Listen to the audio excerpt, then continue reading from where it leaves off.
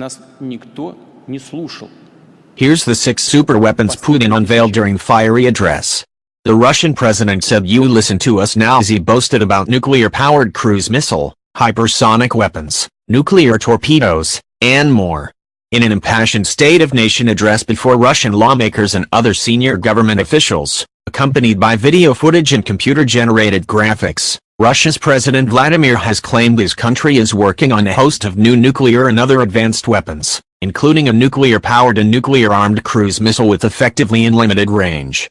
These developments are ostensibly in response to American missile defense programs and can only further inflame already heightened tensions between the Kremlin and the U.S. government over various arms control agreements.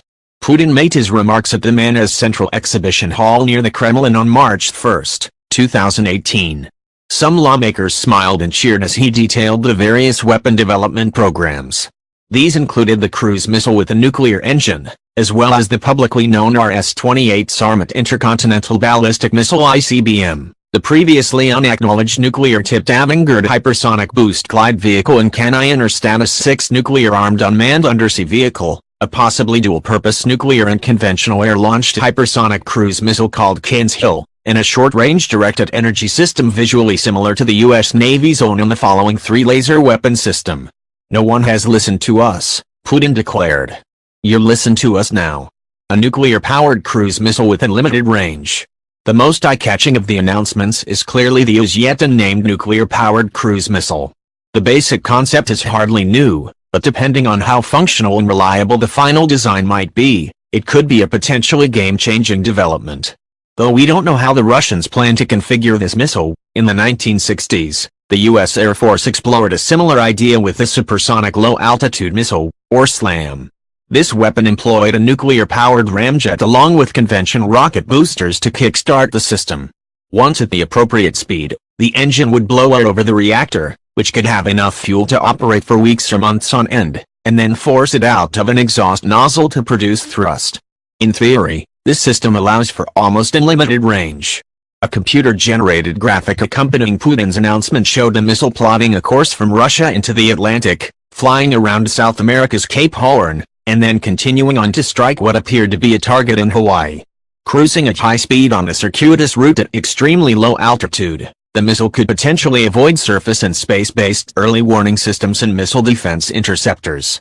With a two-way data link, operators could potentially modify its course in flight to further confuse an opponent or actively counter any attempts to shoot the weapon down. The American SLAM concept also involved a design carrying multiple nuclear warheads that it could drop on different targets along the way, but it is not clear whether the Russian system includes any features that allow it to strike at more than one location. "No one in the world has anything like that," Putin said. "It may appear someday, but by that time we will develop something new." The main problem with nuclear propulsion systems is safety and environmental hazards. To be small enough to reasonably fit inside a missile, the nuclear ramjet the United States developed for SLAM and other projects had no shielding to contain dangerous radiation. The exhaust plume also contained unspent fissile material that would have contaminated any area, enemy-controlled or not, that it passed over on its way to the target. Putin suggested tests of the propulsion system had occurred in 2017, but there was no indication of whether this had been in flight or on the ground and under what conditions. An actual, but grainy video accompanied this portion of his announcement, but it was unclear whether or not this was actually a prototype of the cruise missile. Nuclear-armed hypersonic boost glide vehicles. In addition, the Russian president publicly unveiled a nuclear hypersonic boost glide vehicle called Avangard, which he said would go on the future RS-26 Rubez ICBM. Weapons of this type follow a very different flight trajectory within the atmosphere, can make rapid course changes, and have different signatures compared to traditional ICBMs, which could make them harder for sensors and defense systems to spot and engage. Their speed, faster than Mach 6, means an enemy has dramatically less time to react than with conventional inter-atmospheric craft, that is, even if they do detect the incoming weapon at all. Putin said Avangard can reach speeds up to 20 times the speed of sound, hitting its targets like a meteorite, like a fireball. This makes these systems ideal for no or short-notice strikes against critical items, such as enemy strategic capabilities, air and missile defenses, and command and control facilities, as well as potentially fleeting targets, including military or civilian leadership. In September 2017, the Russians said they had tested an Rs-12M Topol missile with an advanced combat payload, which could have been an avant-garde prototype, and you can read more broadly about the potential capabilities of such a weapon here. A more capable heavy ICBM. This hypersonic boost vehicle has also long been among the many rumored capabilities of the upcoming Rs-28's armored ICBM, which has been publicly in development since 2014, and the Russians expect it to enter service by 2021. This system, which NATO also calls the SS-X-30 Satan II, will replace the older R-36M or SS-18 Satan as Russia's primary silo-based ICBM. The Rs-28 is reportedly significantly faster than the older R-36M and will carry multiple warheads of some form, each capable of independent movement. Beyond the possible use of hypersonic boost glide vehicle warheads, other reports have suggested it might have a fractional orbital bombardment capability, in which the re-entry vehicles enter low Earth orbit briefly and go cold, making it hard to track their onward progress before they come hurtling down on a target. Another possibility is an independent post-boost vehicle IPBV arrangement, which Russia may have tested in October 2017 on an existing Rs-24 Yars ICBM, in which you can read about more in detail here. Whatever the case, the computer-generated depiction of Sarmad menacingly showed a number of independent warheads falling onto Florida. A nuclear-armed underwater drone. In addition, Putin publicly announced Russia has been working on a nuclear-armed unmanned undersea vehicle. There have been a number of reports of both of these weapons being in development for years, but without any clear official confirmation. The craft, which Putin says has no official name as yet, but which observers have referred to as Canyon and Status 6 since information about the system first leaked out in 2015, is a completely different approach to avoiding missile defenses. Launched from a submarine well offshore, the underwater drone then makes its ways to the target area, avoiding any sensor networks or other defenses, before detonating its reportedly dirty warhead, causing significant immediate damage and lasting contamination. A computer-generated presentation about the vehicle shows a modified Oscar II-class submarine carrying a pair of the unmanned submarines in a special forward compartment. Putin suggests the drone would be 100 times smaller than traditional submarines and therefore be especially difficult to detect. It would also be able to travel at extreme depths and at speeds that greatly exceeds the speed of all submarines, up-to-date torpedoes and all types of high-speed surface ships, making it even harder for an opponent to spot and intercept it before it reached the target area. Previous reports, as well as accompanying video, suggest the weapons are large, though, which might necessitate a new, specialized mothership. The same video presentation paired with Putin's discussion of this system appeared to show a more conventional torpedo, but it's not clear if this is supposed to be stand-in for the nuclear-armed drone or if that craft might launch those weapons itself once it gets closer to the target. There is the suggestion that this unmanned undersea vehicle may have a nuclear power plant, as well, which could conceivably allow submarine carrying it to launch it from almost anywhere in the world. The Russians appear to envision the system as a means of targeting task forces of surface warships. All of the computer-generated examples were clearly based on American designs, including aircraft carrier strike groups, as well as naval bases and ports. Hypersonic cruise missiles and lasers. The last missile system that Putin disclosed was the Kinzhal air-launched hypersonic missile, which a video showed a MiG-31 Foxhound interceptor carrying aloft and releasing. It is not clear whether or not that jet is the primary launch platform or if this system is nuclear capable. It reportedly has a range of approximately 1,250 miles and a top speed of more than 10 times the speed of sound. According to the Russian president, units in the country's southern military district, which borders Ukraine and the Black Sea, have deployed the missiles operationally. Russia had previously claimed it was working on a hypersonic anti-ship missile called Zircon, and computer-generated graphics during Putin's speech showed Kinzhal attacking surface warships, though it also reportedly is a land attack capability. It's unclear how the two weapons might be related, if at all, but Kinzhal could simply be an air-launched derivative of the sea-launched Zircon. In general, these types of weapons typically use a rocket motor to kickstart an air-breathing engine of some kind to push them to at least Mach 6, making them harder for existing land and space-based sensors to spot. Already capable of potentially making rapid course corrections and otherwise flying erratically, The weapon speed could make it very difficult for most existing surface and airborne radars to track in order to cue an interceptor or other close-in defense system. As with the hypersonic boost glide vehicles, this means these missiles could be a game-changing capability, giving Russian jets the ability to launch no or short-notice strikes at long distance against enemy ships or land-based targets.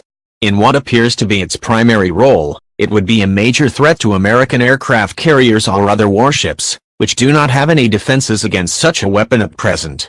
And again, this capability would be perfect for hitting time-sensitive targets, letting the Kremlin shrinking the time it takes to turn actionable intelligence into an actual response and strike its opponents before they can move to another, possibly less vulnerable location.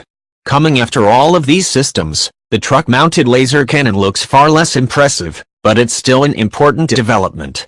As a point defense system, this directed energy weapon could be helpful for defeating various existing and emerging threats, particularly small drones.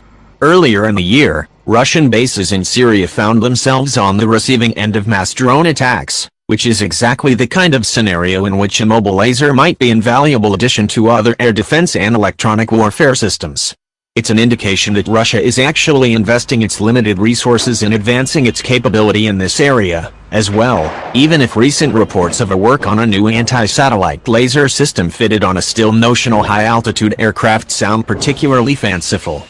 A display of Russian strength. I want to tell all those who have fueled the arms race over the last 15 years, sought to win unilateral advantages over Russia, introduced unlawful sanctions aimed to contain our country's development, all which you wanted to impede with your policies have already happened, Putin said in his March 2018 speech. You have failed to contain Russia. The unilateral advantages Putin was referring to are almost certainly the U.S. military's missile defense programs, which include basing Aegis ashore ground-launched ballistic missile interceptor sites in Europe.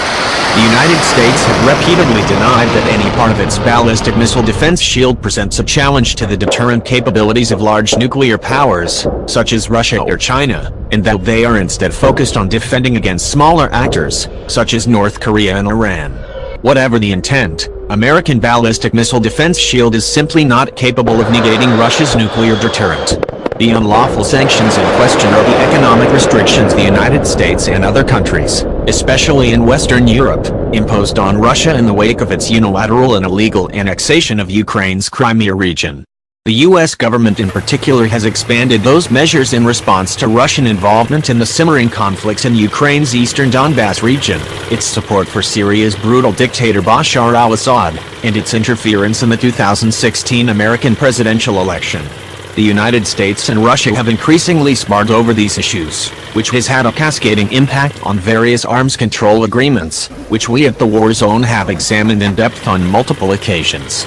The two countries have been locked particularly tense rhetoric over the Intermediate Range Nuclear Forces Treaty, or INF, which limits the kind of land-based missiles, nuclear or otherwise, that both sides can develop and put into service. Tensions with the United States. It is well understood that Russia is in violation of the INF, while the Kremlin says the U.S. military has been working toward the same end with its land-based missile launchers in Poland and Romania. Putin notably did not mention the SSC-8 ground-launched nuclear cruise missile, which the United States says violates the terms of the INF, but which the Kremlin has never publicly acknowledged as existing at all. Now the United States has publicly threatened its own treaty-breaking missile development in response and included plans for a new sea-launched nuclear cruise missile with a low-yield nuclear warhead in its latest Nuclear Posture Review (NRP). Senior U.S. officials, including Secretary of Defense James Mattis, have suggested an offer to abandon this development program might be a useful bargaining chip in future arms control negotiations. We will interpret any use of nuclear weapons against Russia and its allies, no matter how powerful they are, of low, medium or any other yield, as a nuclear attack, Putin said, directly responding to the NPR's proposed development of more flexible low-yield nuclear weapons. It will trigger an immediate answer with all the consequences stemming from it. No one should have any doubts about it. This flurry of new missile developments could easily change the calculus again. There are already reports that a forthcoming U.S. military review of its missile defense posture might make it official policy that those systems are, in fact, targeted, at least in part, at Russia and China. Speaking after the event, Russian Defense Minister Sergei Shoigu implied that American allies, both in Europe and Asia, and possibly elsewhere, should be reconsidering whether they want to invest in American-made missile defenses. I don't know why they would now buy such an umbrella that is full of holes, Shoigu said, specifically in reference to South Korean and Japanese missile defense plans. There is, as always, an important question about whether or not Russia and its fluctuating economy can sustain the development of these various advanced weapon systems. Sanctions and a continued slump in the global price of oil already forced the country to make significant cuts to defense spending in 2017, including canceling plans to reboot its train-mounted IBCM program. It's also not clear how much of Putin's charged rhetoric is driven by the fact that he is running for re-election as Russia's president. Though experts and observers widely believe he will easily win in a less than free and fair election and later in March 2018, opposition politicians and political groups have launched significant protests and continue to challenge and criticize his leadership. You will have to assess the new reality and become convinced that what I was said today isn't a bluff, Putin noted. It's not a bluff, you trust me. It remains to be seen just how far Russia proceeds with the various projects, especially the nuclear-powered cruise missile. It's reasonable to be skeptical that Russia has the resources to follow through with its plans, but even if only one or two of these systems come to fruition, they could be immensely destabilizing. If nothing else, the announcements are another worrying indicator of Russia's increasingly assertive foreign policy and growing tensions between the Kremlin and the U.S. government. Source: TheDrive.com. Fly at speeds of several thousand miles an hour. So at least with the cruise missile, you have more time to react.